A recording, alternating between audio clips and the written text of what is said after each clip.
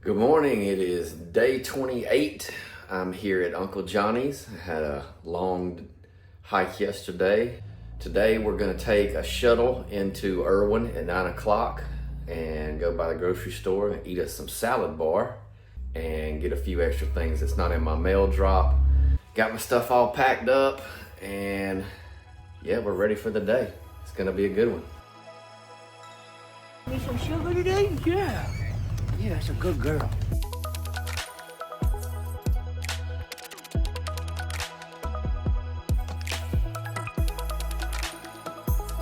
Mom sent me a new toboggan that she made, she crocheted.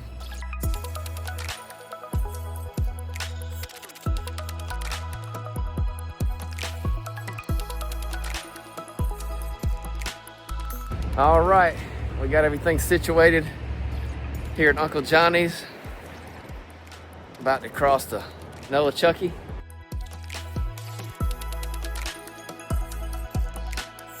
Here I am with Miss Leela, getting the ferry across the Nolichucky. We appreciate y'all. Yes, we're very grateful for the Appalachian Trail Conservancy's Resilience Fund and Wahoo's and Uncle Johnny made this possible, giving jobs to out-of-work raft guides.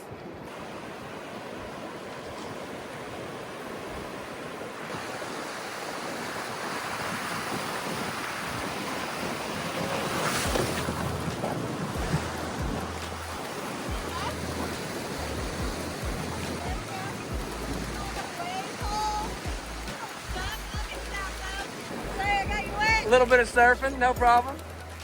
Water's dropping every day, so like a move that I made 20 times yesterday Caught you today. caught me. That wind wasn't helping either. It's a good thing you don't have social media, so I'm not embarrassed. Nah, you're good. So that was the bridge right there? That was the bridge. And they had a roadway that went down that way? So no, that's just the bridge. It landed there. Oh, wow. That's private property. So yeah, that's just was riverbank. I'm sorry if I got you wet, man. Well, that was pretty neat. It definitely beats having to walk up and around and deal with the dust from the dump trucks. I'd love to come back and fish it sometime.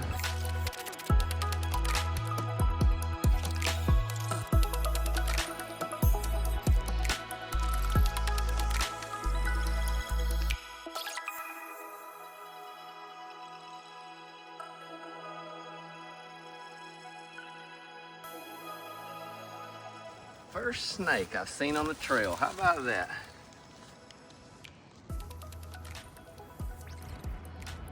Pretty snake.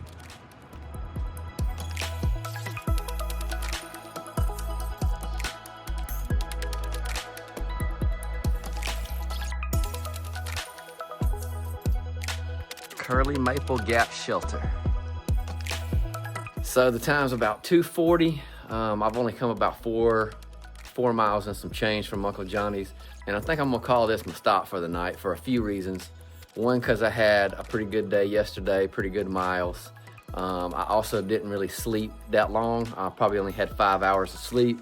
And I have a lot of food, so I have a lot of extra weight. Next thing I want to explain on this video is a term called slack packing. But basically what a slack pack is, there are companies or these hostels and these shuttle companies that will hold your bag for you and give you a loaner pack that you just have like a day's worth of food and your filters and stuff like that, but you don't have all your extra clothes and your full food supply and stuff like that. So it's a way to carry a lighter load, and the idea is so you can more easily do more miles in a day. So to give you an example, I just caught up with some people at Uncle Johnny's who, when I got there, I was like, man, they should have been way ahead of me. But what they did is they stayed at Uncle Johnny's for 2 days, and they got either Uncle Johnny's or whoever it was to take them about 20 miles up trail to a road crossing, and then they slack packed back to Uncle Johnny's. So this morning when they woke up, they got in a shuttle and they went 20 miles to where they slack packed from. So they didn't necessarily go straight through in one direction, but they are doing all the sections of the Appalachian Trail. So that's kind of what slack packing is. So I'm having to walk back down the trail a little bit to get some water. And I wanted to take this moment to say something. You know, I keep hearing a lot of stories about like the norovirus and people get sick and this, that, and the other on the trail. And the eating is not healthy out here. You know, all this packaged, extra salty, extra sweet, like that's hurting your immune system. So I went to Food City and I had the salad bar. I ate several different types of fruits and vegetables in my salad. I'm packing in apples and bananas and oranges as much as I can, and eating strawberries and grapes and lemons and consuming raw onions. Another thing is the whole hydration conversation that goes on. When you're drinking a bunch of water and you're starting to pee clear, you're not absorbing water. The more you pee, every time you pee, you dehydrate. Just like when you drink, you hydrate. So if you're peeing clear, that means you're flushing all your electrolytes out. And hydration is more than just drinking water. It's a balance of electrolytes and minerals and vitamins in your system. But if you eat fruits and vegetables, especially fresh fruits and vegetables, the water that comes from an apple or an orange or lemon, that hydrates you way more than just drinking water. Calories are not really accurate. You should be eating a variety of fruits and vegetables and getting all different types of fiber in your system, and that will keep your gut healthy, and that in turn will keep your mind and your immune system functioning properly. So that's just my little 2-cent soapbox. You can take it or leave it. And I think we're almost to a good water spot. So, and it's kind of hard to get the bag in there to get it filled up. But one thing I did is I got a frosty straw before I left. So now I'm gonna get somewhere I can just make my own spout the same way they do the pipe springs. So I pushed another 0.1 up the trail to like a crossing where this old house foundation's at, and there's some better tent spots here. I'm about to pitch a tent and try to figure out where to hang a food sack, and yeah, we're gonna call it an early evening. So let's talk about setting up a tent, shall we? Several different types of tents. There are tents with pole systems that support them that are called freestanding tents. There are semi-freestanding tents. And I'm sure there's others, but what I have is called a trek pole tent. So you have to have trek poles to erect it. I've got the Durston X-Mid 1 solid, and this is just the rain fly. So basically the way this goes is you stake out the short end. Doesn't necessarily have to be super tight yet. And then we move to that end and create a big rectangle. So now we've got it staked out to a rectangle, and now we add the poles. But this has got to be set to about 47. And then we unzip here. There is a grommet right there.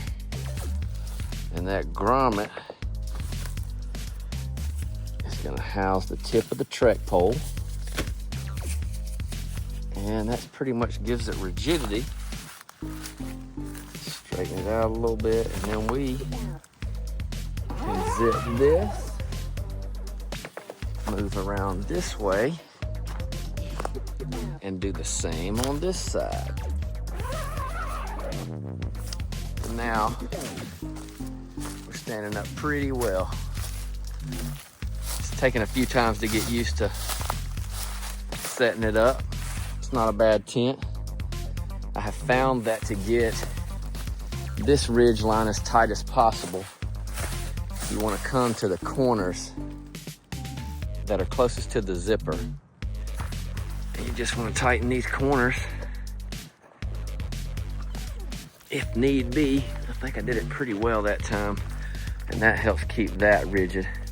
And then I'm going to use my extra guy lines right there and on the other side, and I'll typically put one right here to hold this down at the rain fly to give that some hold. And then I don't think I will tonight because the wind's not that bad, but sometimes I put another string right there and guy it down to the ground. So now that's the outside of the tent. Inside of here, right now, we're just a fly right up in the corners. if you can see it. You have these buckles right here, and the tent is gonna clip to those buckles, and then it'll also clip into the corners. And it has a little elastic to go right here to pull the floor out. Clip that in there to that corner.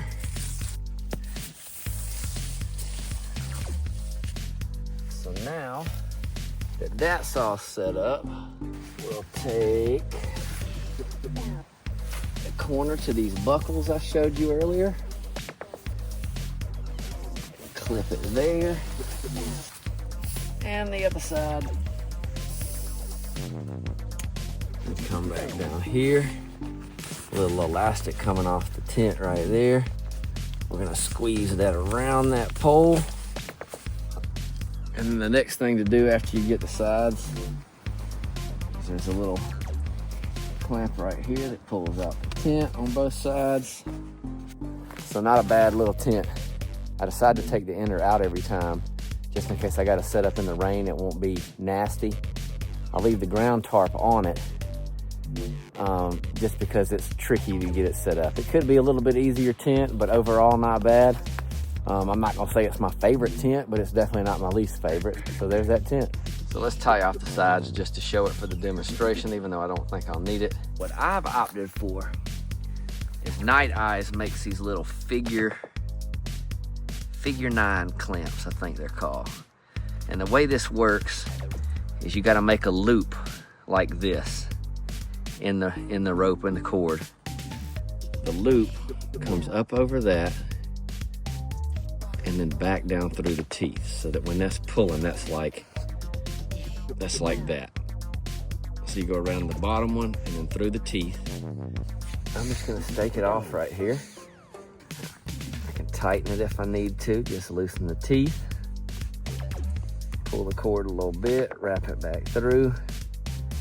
And then I just go with a loop right there. That way it kind of holds it more secure, and then in the morning I can just pull that, good to go.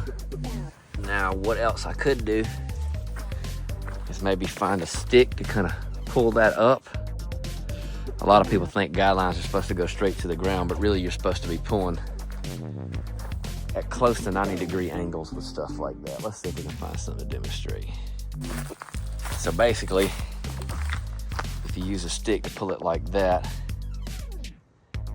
it'll help. Another thing I'll show y'all is my little cook setup. So I have a Toaks titanium 650 milliliter. And inside of that is my MSR Pocket Rocket Deluxe 2, I think. So you got a little stove like that. All these little legs fold out. You got a valve right here, make sure it's closed. And that screws onto the canister. Just remember, this is liquid in this canister, so don't turn it upside down. Get that tightened on there. This one has a little piezoelectric starter. About 8 ounces of water to this, which takes no time to boil. I'm just making a cup of tea. So we'll set that down right there, get this more on level ground. Turn that up, get a little flame going. Set that right on top of it. The last few times I've just cranked it up. Warm my hands a little bit on it too. It's been about 60 seconds. You can already see I'm starting to bubble down there. I think that's it. Since I'm making tea, I don't need a full boil. So yeah, that's how you use the MSR Pocket Rocket and other similar camp stoves. Some of them don't have the starter. You have to use a lighter or something else to spark it to get the flame to go, but that's essentially it. So that'll be it, the official end to day 28. I got my tent set up, got my bag hung up in the tree. We're gonna get laid down, get in this sleeping bag. It's getting chilly, do a little editing, and then call it an early night. So I'll see y'all in the morning.